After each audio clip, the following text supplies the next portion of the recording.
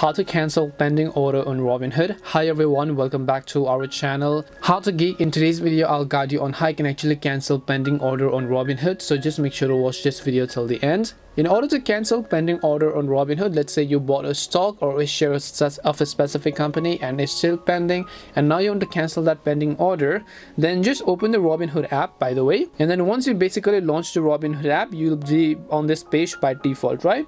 You just want to make sure you're on the page, and then you want to go to the transaction or the order that you made. So let's say you were trying to buy a Tesla stock, and if you want to cancel it, basically you would be able to see the delayed transaction, and then you would be able to find the cancel button instead of buy.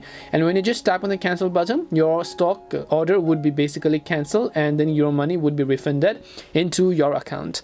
And this is it on how you can cancel a pending order on Robinhood.